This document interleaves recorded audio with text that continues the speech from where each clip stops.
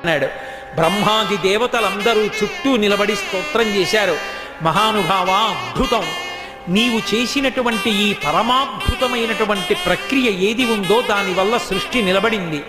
ఈ యజ్ఞ వరాహమూర్తిని ఒక రోజు మొత్తం మీద ఎప్పుడైనా స్మరిస్తే యజ్ఞవరాహమూర్తి యొక్క ఘట్టాన్ని విన్నంత మాత్రం చేత, ఆ నామాన్ని స్మరించినంత మాత్రం చేత, ఆయన యొక్క వైభవాన్ని విన్నంత మాత్రం చేత అందరికీ కూడా దుర్నిమిత్తములన్నీ తొలగిపోయి సుఖశాంతులు కలుగుతాయని ఆయన్ని స్తోత్రం చేశారు.